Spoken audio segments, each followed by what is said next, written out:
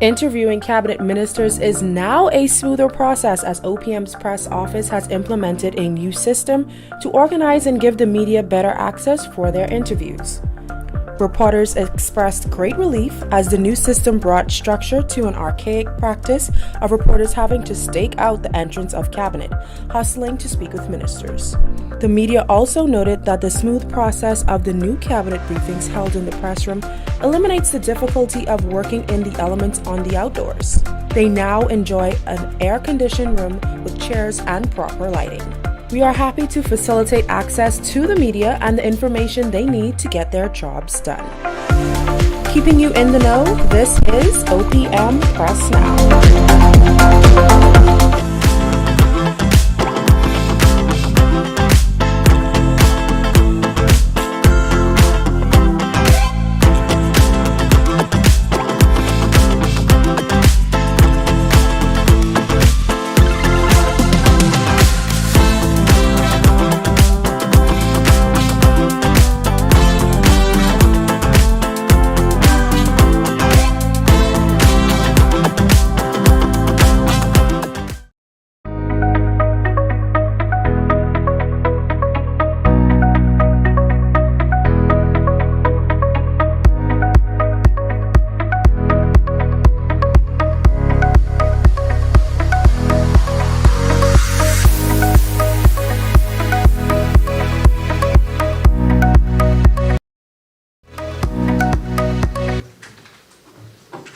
Our invited guests, media colleagues, and those joining us via the stream, good morning and welcome to OPM's weekly press briefing. It is a pleasure to welcome you here today, and we do have a very exciting press briefing planned for you. And without further ado, it's so exciting that I'm going to hurry up, get off the stage because we have a lot to get to you today. So I'm going to invite Press Secretary Clint Watson, who's going to introduce our speakers and then give you some announcements.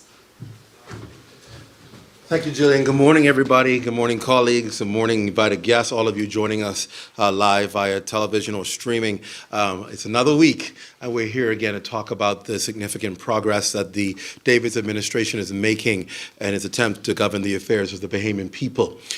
This morning, we want to focus our briefing heavily on a big week next week, which is the royal visit of the Duke and the Duchess. And so we have the co-chairs of the committee and other members of the committee who are going to talk a little bit about what that visit will look like, how it will impact you, and any questions that our media colleagues may have regarding the visit, we'll take those for you as well. Then, of course, I have a couple of announcements from Prime Minister for you that you want to hear this morning. And then, of course, we're going to talk about a new initiative that's launched online by our climate change advisor here in the office of the Prime Minister. And then, of course, the section I always look forward to, and so does Prime Minister, our small businesses, our food businesses, Bahamian businesses that we highlight every week. We have two of them to highlight today, and we're excited to talk to them this morning. So an exciting day, and of course I know just the way Jasper's sitting, I see you have a lot of questions for me, burgeoning questions, and so we'll see how best we can answer those for you this morning. So let's get right to it. I'm going to invite the co-chairs of the organizing committee, Her Excellency Leslie Miller Bryce, and of course, Permanent Secretary in the Governor General's office, Jack Thompson, to come and to address us and give us information on the visit next week. We invite them first, and then after that, we'll have Assistant Commissioner of Police, Ken Strawn, to talk about some of the logistics that you need to be aware of. All right.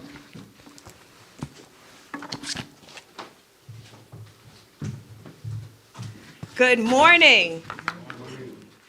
The official visit of the Duke and Duchess of Cambridge to the Commonwealth of the Bahamas is scheduled to take place March 24 through 26 on the occasion of Her Majesty's Platinum Jubilee celebrations.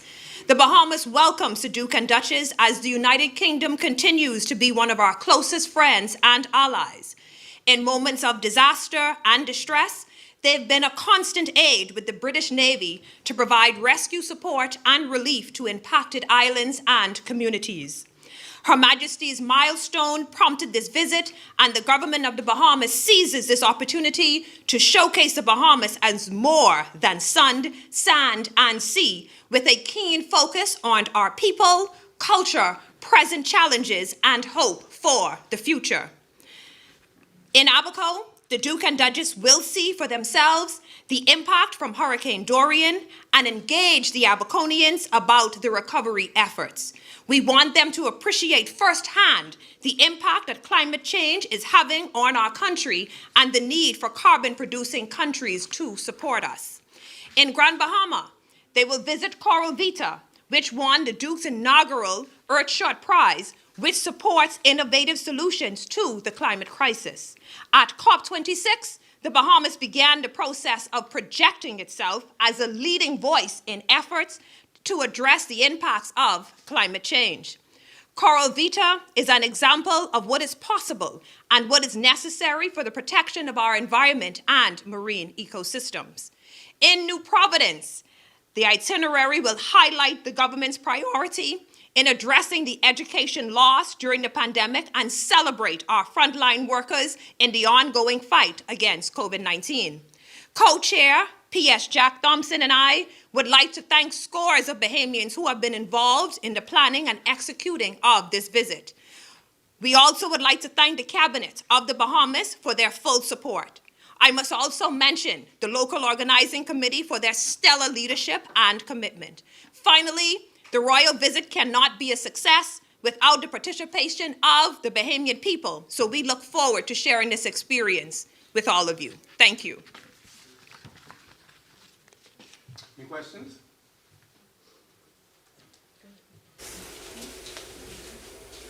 If I may. Sure. If I may. Good morning to all. Permit me to just add to what Her Excellency would have mentioned just now, in the fact that we seize this opportunity to showcase the Bahamas, our people. And I speak about the friendliness and the charm of our people. Of course, we know about the beautiful islands and the country itself.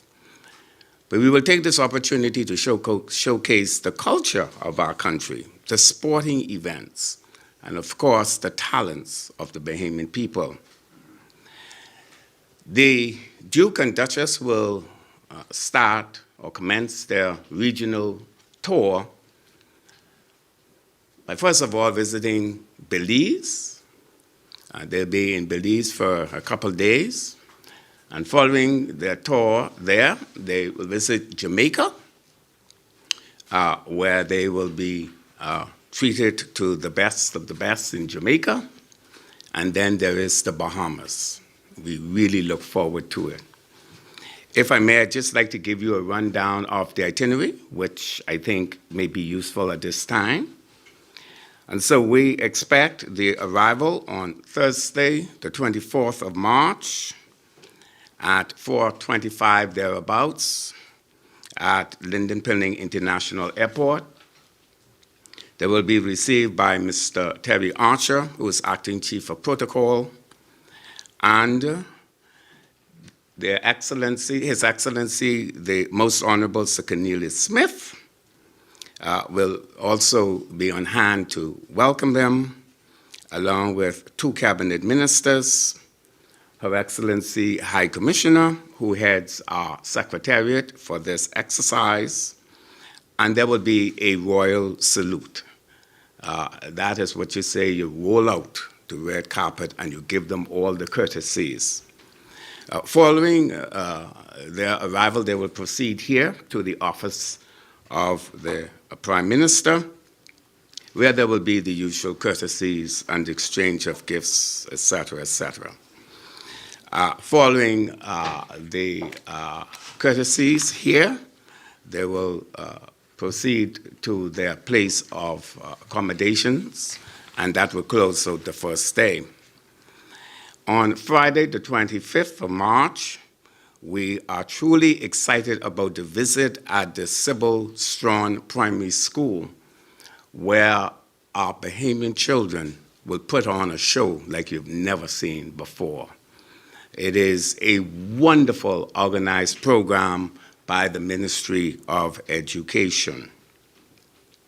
The Royal Highnesses will visit the students in their space, in the classroom, and thereafter there will be, as I said, the children, the young people will take to the stage and really show the Bahamas in its finest form.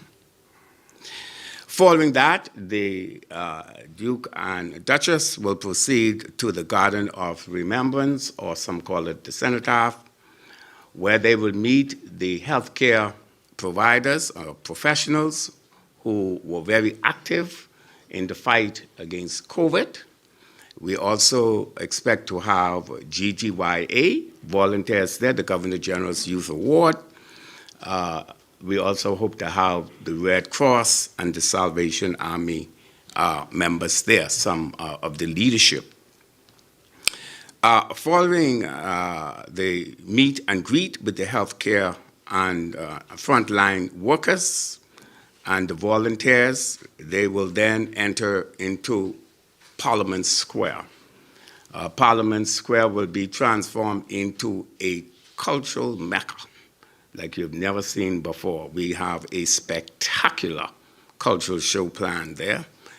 And of course, we can always provide the details for that particular event. And then they will take a break, and then they will, we expect them to proceed to Montague Harbor, East Bay Street, where there will be a mini regatta, which will be the Queen's Jubilee Platinum Regatta. This is an event that we're all looking forward to. You may not believe it, but they're going to compete against each other. The Duke and her in his vessel, she'll be in her sloop, and they're going at it. This is really spectacular. There are a number of onshore activities planned for that. Following that, they will proceed to their accommodations, and then in the evening there will be a black tie reception at Bahama. On the following day, which is Saturday, we expect to travel to Abaco, and as Her Excellency said earlier, with all this mention about climate change, they'll see Abaco for its first time. They will visit the Daystar Church, and the pastors and some of the members of the church will just talk about the hurricane. This church is one of the many churches that would have been damaged by hurricane, but a lot of the churches were rebuilt since that time. They will also visit and have a demonstration of the conch salad, how we prepare our native conch salad, and so forth. And then it's on to Grand Bahama. In Grand Bahama, there will be the children's home is the main point there. And they will also visit, as we said earlier, Coral Vita. They will return to Nassau, and they will depart on Saturday afternoon. We have met with the recce team. The recce team came from London, and we had a number of options that we considered for this trip. We looked at a whole list of options, but at the end of the day, because of the limited time, we could only put in so many, a limited number of activities. I know Her Excellency would have wished they could have stayed for 4 or 5 days so we could really show everything, but we had to reduce it, and this is what we came up. Both sides, the planning committee here and the London team, agreed to these events, and so we think it's going to be a spectacular time. And let me tell you, the Bahamian people will not be disappointed. And the Duke and Duchess will leave you with a wow. A wow. I see why they say it's better in the Bahamas. Thank you.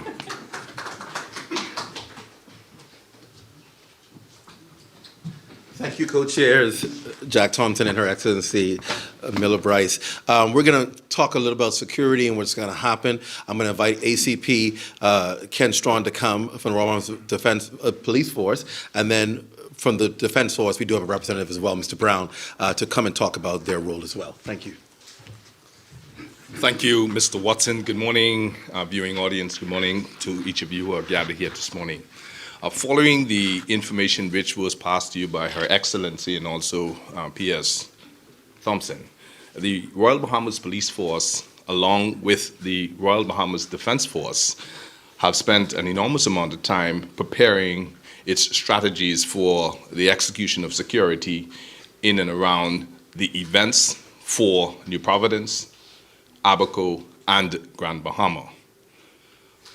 Our activities will start here, as P.S. Thompson indicated, with an honor guard that will receive their excellencies at the Royal Aircraft once it lands here in New Providence. The Governor General will greet the Duke and Duchess. The honor guard will combine of the Royal Bahamas Defense Force as well as the Royal Bahamas Police Force with a combined band. After that inspection, the travel path would lead us here to the office of the Prime Minister. Road closures are expected and diversions along the travel path. The travel path from the airport will take us along John F. Kennedy Drive, over here to Bahama Boulevard, traveling north on Bahama Boulevard to Cable Beach, along the West Bay Street, culminating here at the Prime Minister's office. The travel path again will be along West Bay Street, continuing along Bay Street, onto Paradise Island. And I'm sharing this information for those of you who wish to come out and see the convoy that will be traveling. Security, no doubt, will be enforced, and as I had indicated earlier, there will be traffic diversions along the path. On the following morning, that is Friday, the convoy is expected to travel along Mackey Street from the Paradise Island Bridge onto Wolf Road, turning east to Marathon Road, along Marathon Road to Robinson Road, across the East-West Highway into Independence Drive, onto Blue Hill Road, then onto Carmichael Road, heading into the Sybil Strawn Primary School. Again, diversions and traffic road closures will take effect along that path, traveling from the Carmichael Primary School onto Blue Hill Road, north on Blue Hill Road to Wolf Road, traveling east to East Street, north along East Street to Shirley Street, turning west on Shirley Street, culminating at the Cenotaph via Parliament Street. Once again, I reiterate, there will be traffic diversions and road closures. The event in Parliament Square as well as the Cenotaph will certainly impact the vehicular traffic in the corridor surrounding Bay Street. There will be road closure from Charlotte Street through to East Street. Officers will be in place diverting traffic, so if there is not much of a need to be in that area other than coming to view, those diversions will take effect, and you might wish to identify which parking areas you will accommodate you during the time that we will be in the downtown area. So that closure in downtown will take effect from around 9:30 a.m. on that Friday morning, and which will end around 1:30 p.m. Once that is concluded, we will travel back to Paradise Island, as P.S. Thompson had indicated, to back along East Bay to Paradise Island. And then the travel path from Paradise Island to Montague will impact the flow of traffic from Montague towards Montague, traveling via the Paradise Island Bridge, heading east to Montague. And for those who are intent on visiting that area, there will be disruptions to traffic around Montague during the regatta site. And there is limited parking in that area. So if you are thinking to travel in that area, do come early, and you may want to do a bit of carpooling to get you to that vicinity. So the regatta will take place from around noon going into about 3 to 4 o'clock in the afternoon. That pretty much will culminate the morning events, And during the afternoon, the travel path will take the principals from Paradise Island along Shirley Street, making their way back here to Cable Beach to Bahama, where the reception is expected to take place. The activities will culminate in New Providence on Friday evening, and as P.S. Thompson has indicated, the route will take us into the Lynden Pinden International Airport, where the aircraft will leave and travel over to the Leonard A. Thompson Airport in Marshaba, Abaco, and therefrom the travel will take us to the church, as was mentioned, and from that church, which is the Daystar Church, we will make our way to a site along Bay Street. For those of you in Abaco familiar with Colors, or the road on Bay Street from Commonwealth Bank taking you over to the Abaco Beach and Resort, there's an area which has been dubbed a memorial area, which the Duke and Duchess will visit, and some activities will take place there. Therefrom, we will move back to Dundas Town at the Fish Fry, and so all are invited to come out and enjoy again. We're inviting persons to be aware that security will be enforced, so be prepared to not bring in the usual items you don't need. It is important that we pay attention to that, and those of you also attending the Governor General's event, certainly screenings will take place, so you're encouraged not to bring things that you don't need to have along with you to minimize the time in which you are being allowed into the arena. And I must caution you, those of you at the Governor's event, it's an invitation only, so be prepared that if you turn up without your government-issued ID or invitation, you might be disappointed. So I encourage you to ensure that you have those things with you when you come to that particular event. And any of the other events, those who are functioning in a work capacity will be properly adorned in the various government-issued badges for the events. So finally, we leave Abaco and make our way into Grand Bahama the same day around 12 noon. While they're in Grand Bahama, our first visit will take us over to the children's home, thereafter to Coral Vita. And the Duke and Duchess want to spend a little time in the water, so we will take to the waters and go underwater in Grand Bahama for about an hour or so, where they will participate in the reseeding of coral back into the floor of the waters of the Bahamas. So we look forward to a wonderful 3 days of activities, and this will involve a number of officers, as has been indicated, from both agencies who have been fully immersed and engaged in preparation for this event. And we are seeking the cooperation of you, the members of the public, during this particular period, and we look forward to a spectacular event. Thank you very much. Thank you, ACP Strawn. We're going to invite now Senior Commodore Frederick Brown, Senior Commander, Frederick Brown. We're not promoting him just yet.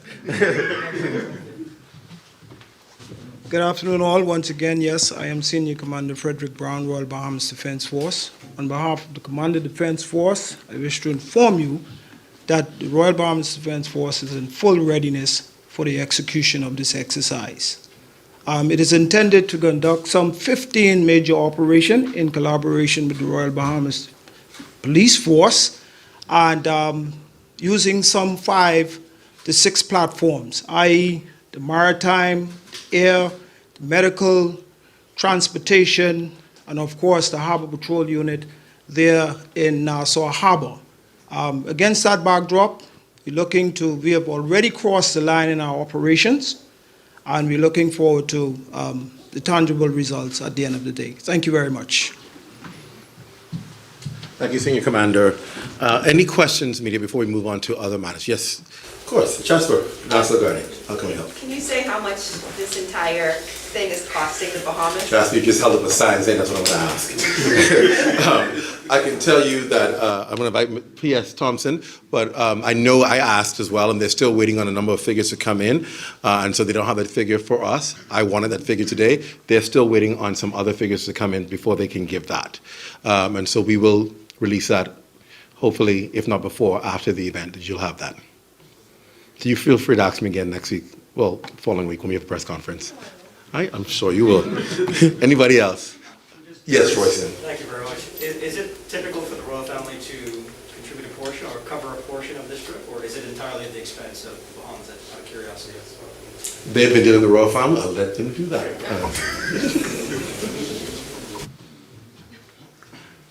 Thank you very much for your question.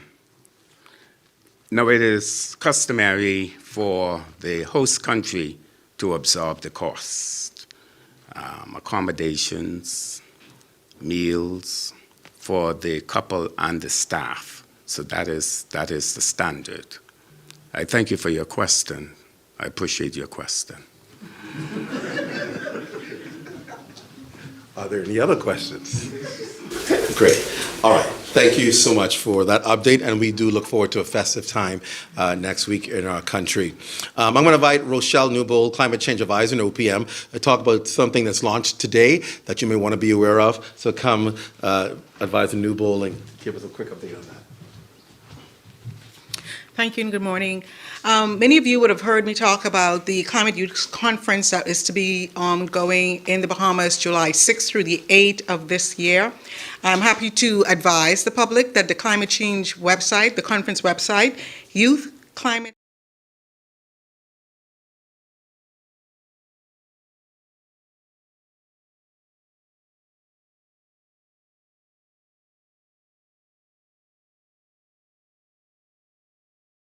lovely website is scrolling behind me, as well as to make your applications for the competition for the students who will be a part of the official delegation to Sharm el-Sheikh, Egypt in COP27. So we also intend to do some Facebook Lives with the schools, with students who will be registering for participation in the competition so that we can advise them on any questions or concerns that they have.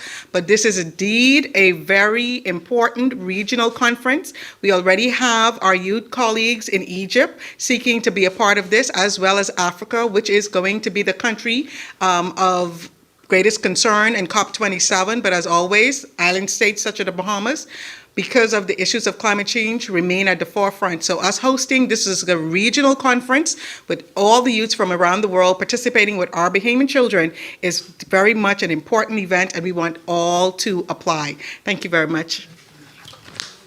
Thank you, Rochelle Newbold, for that. All right, so a couple of announcements I want to give you from Prime Minister this morning. Obviously, you would have recognized that yesterday we observed in the country the 6-month mark since the Davis administration assumed office. In that time, Prime Minister Philip Davis and his government have made exceptional strides for Bahamians coming into office at the height of the pandemic and an economic crisis. It was not an easy task to steer the country in the right direction, but nonetheless, it was done. Prime Minister Davis wanted to give an overview of some of the accomplishments of the Davis administration. Firstly, in the fight against COVID, we have implemented the distribution of free masks. This is to both adults and children. Medical masks, as 100,000 children masks, were also provided at the Ministry of Education. Free testing on New Providence and Grand Bahama, with other islands coming on stream. Ongoing rollouts on various islands has contributed to the success in fighting COVID. Also, provided access to doctors in the form of town hall meetings, expanded capacity at the hospital, and hired additional nurses and doctors. The removal of the travel visa, firstly the fees and then the visa altogether for Bahamians, managed restriction of the border, tightening when necessary, and also, as you've just realized, relaxing some of the restrictions as cases decline. We began settling outstanding promotions and regularization exercises in the public service. The Ministry of Education Task Force established to address learning loss. The smooth reopening of schools amid the pandemic to hybrid learning. Housing initiative in Abaco and New Providence have begun in order to get Bahamians in homes. The $500 lump sum was paid for unemployed individuals. Public service pension has been increased. The VAT reduction to 10%. The virtual visitation program launched at Her Majesty's Prison. Some of those inmates had not seen their family in 2 years and are now able to visit with them. The Department of Immigration has recruited 175 young Bahamians, the largest recruitment exercise in history. Successfully handled the largest repatriation exercise of migrants. The opening of new airport terminal in Ragged Island. A memorandum of understanding signed between the governments of the Bahamas and the United Arab Emirates. The government partnership with private sector for cash incentives for COVID vaccinations, totaling $100,000. A new House of Assembly signed for new heads of agreement, signed for $200 million for Cotton Pay Holdings in Eleuthera is something significant, promising to create some 500 jobs. The Ministry of Social Services established partnerships with NGOs in surveilling the communities, started an extensive road repairs program, the reopening of the straw market in nearly 20 months, industry discussions on implementing national trade policy, the refurbishment of sporting facilities in New Providence, organized weekly press briefings and cabinet briefings for the media to greater access to the government, climate change, more compliance, and signing on to international agreements. And so pretty much, as you can see, the administration has not been sitting around twiddling thumbs or trying to unveil things that have been done in the previous administration. The administration has been working. Goes against, of course, the commentary that some have written saying that it's been a lazy start. As you can see, it's been a very aggressive start in 6 months, and it will ramp up as we go along. Proof is always in the pudding. And for your asking, is always documented so you can have it, rather than just rhetoric. Also, Prime Minister Davis would have met yesterday with a very special visitor. In his first visit to the office of the Prime Minister since leaving office, former Prime Minister Hubert Ingraham presented a copy of his new book to Prime Minister Davis, the book titled, I Say What I Mean, and I Mean What I Say. We all know that. Hubert A. Ingraham, in his own words, Volume 1. It is the first in a volume of 3 and collect Ingram's significant speeches and statements. Prime Minister Davis said he felt honored that former Prime Minister Ingraham broke his sabbatical of not coming to office of the Prime Minister. He congratulated former Prime Minister Ingraham on his new book. The two shared fond memories and agreed that it is important for the history of the Bahamas to be written for the next generation. It was interesting when Prime Minister Ingraham said, well, I've not been back here since I was asked to leave. And so we're excited to have received him yesterday with Prime Minister Davis. As you would have heard us talk about in our accomplishments, the mask mandate relaxed. The current COVID-19 numbers show a stark decline in new infections. This is encouraging for the Davis administration as it signals that restrictions can be relaxed and normal business can now further continue with a minimal impact of this disease. As such, we have decided to relax several measures. The most notable will be the relaxation of mask mandates. Around the world, we see countries dropping mask mandates, and while we cannot drop it fully, we have given a bit of breathing room. A person is not required, as you're aware, to wear a face mask while in a lobby, corridor, or casino of a hotel, or while in an outdoor setting where there is at least 3 feet of space between persons who are not the same household. So you can drop those masks should you desire to. We know a lot of Bahamians, we're very cautious people. Many of us will continue to wear our masks until we feel we just can't take it anymore. But continue to follow protocols. We encourage people to do that, even with the loosening of some of these. Disabled persons or persons with special medical conditions, special needs persons, not required to wear a mask, provided such persons have in their possession a medical certificate or letter signed by a medical practitioner providing the existence of such disability or medical condition. The public is reminded that every person is encouraged to wear a mask while away from his or her residence and in the company of persons who are not members of his or her household. Business establishments are required to deny entry to any person not wearing a mask or not wearing a face mask covering in their nose and mouth. We will continue to monitor this. As you know, we see trends happening around the world. We see things happening around the world. And so we're mindful that we're not out of the woods just yet. But as we need to adjust, those decisions will be made. There's social gathering relaxation as well. A person may host or attend a social gathering indoors at a private residence or facility, provided that attendance is limited to 75% of the occupancy of the private residence or facility. All attendees must either be fully vaccinated or present a valid negative COVID-19 test result and adhere to COVID-19's protocols. A person may also host or attend a social gathering held outdoors with not more than 300 persons, provided that all attendees must either be fully vaccinated or present that test, a negative test. That's important. Concerts, carnivals, fairs, junkanoo, or carnival parades, inclusive of practices or rallies, do require the approval of the Emergency Operations Committee of the Ministry of Health and Wellness, and they are approving those events based on whether or not you have the requirements in place. Social distancing requirement, please maintain and observe those, please, as they've been outlined. They're on our website and our Facebook pages for you.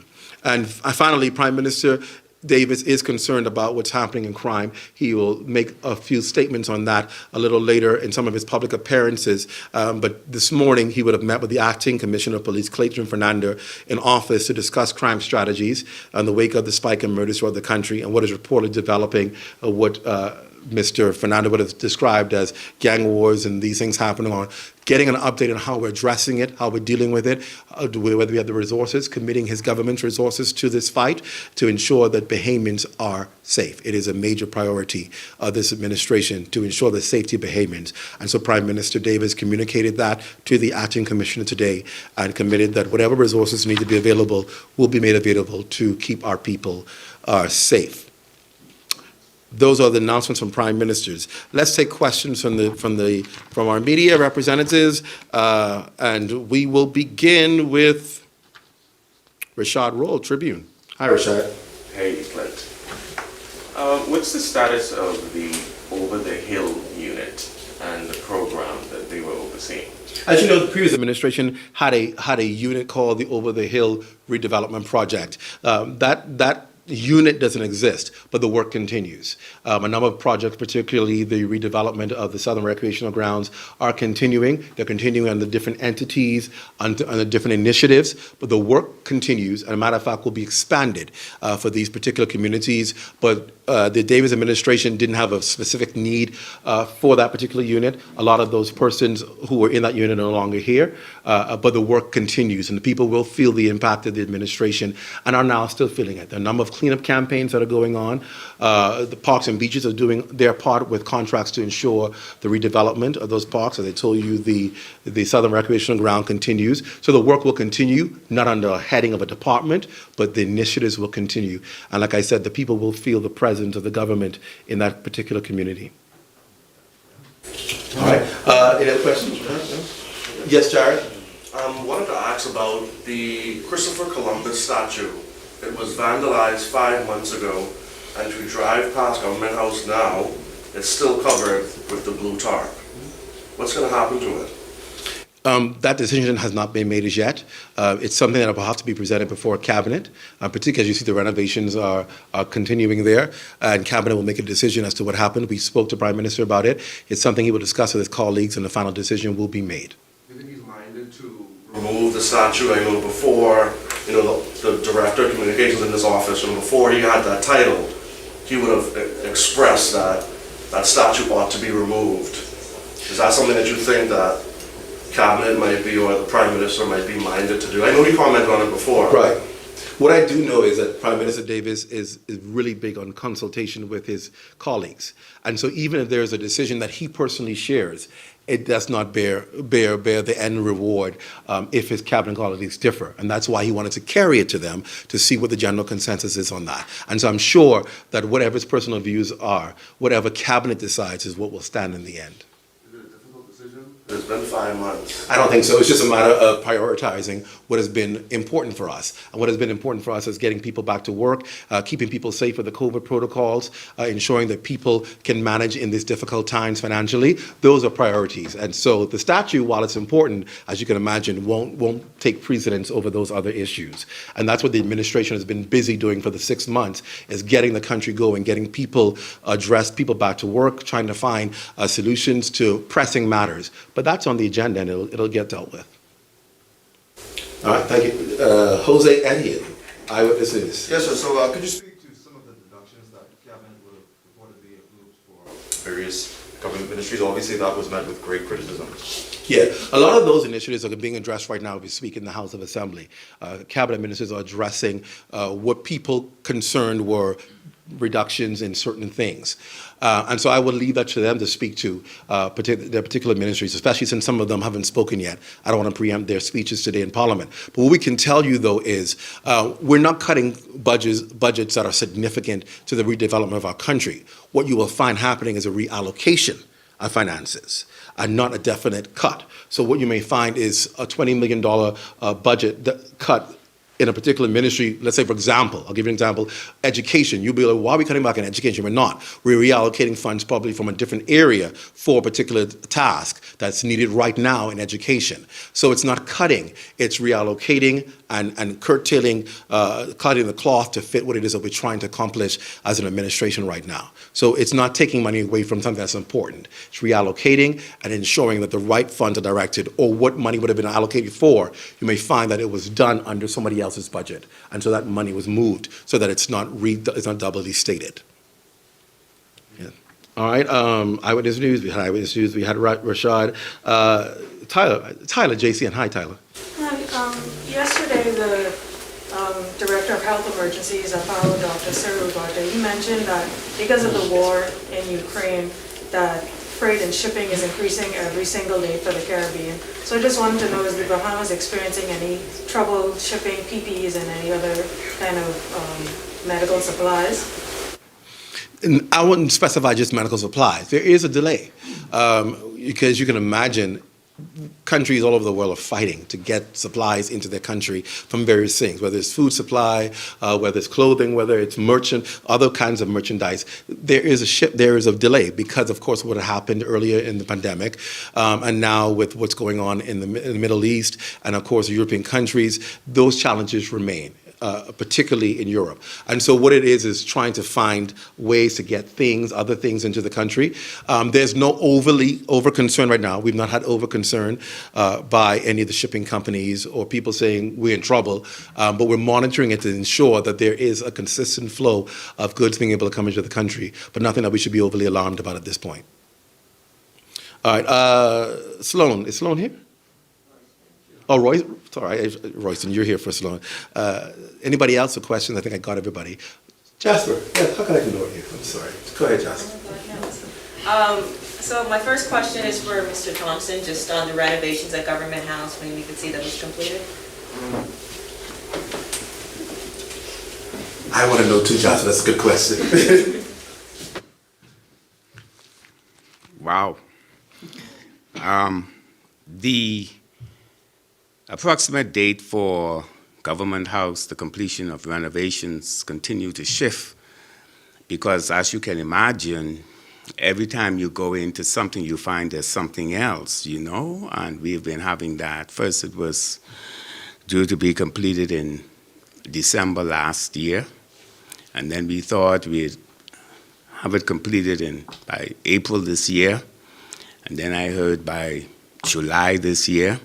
So I'm not going to stand here and make any commitments to a final date, save and except to say that the work is well in its advanced stages. The ballroom, they've completely renovated the roof.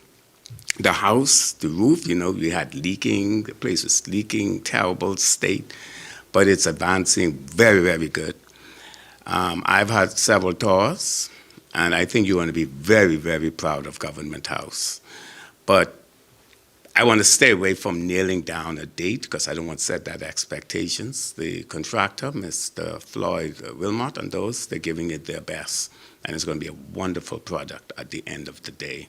The Governor General often say that's our front door. That's where people come when they're visiting the Bahamas. And so we'll see. What's the price tag on that so far?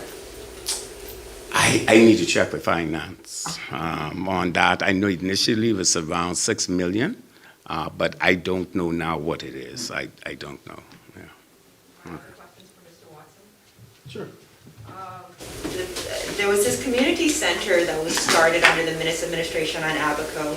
It was originally said that project, which I think also is being developed through some donated funds, was supposed to be completed last summer. We haven't heard any updates on that. Can you maybe provide an update on when we can see the completion of that? It's supposed to act not only as a community center, but as a hurricane shelter and all these other things on the island of Abaco? I can find out for you. It's come up so many times, even among the press. I thought a question may have been answered by the DRA chairman when he was here last. I'm not sure, but we can find out for you when it's expected to be completed. We heard about the challenges they were experiencing as far as with funding for it. Abaco has had challenges as far as committed funding. Not all of the funding that has been committed or that were earmarked, you can actually see it on those particular projects. That's been a challenge. As you know, there were some concerns about a housing initiative that was announced by a private partnership with government in the previous administration, and that's not happening. And so it's even put more pressure on the Ministry of Housing and the minister to get houses built in Abaco. And as you would have seen, ground broken on that a few weeks ago, because this big issue for Abaco is people can't return if they have no place to live. And there were some promises that were made that were not delivered.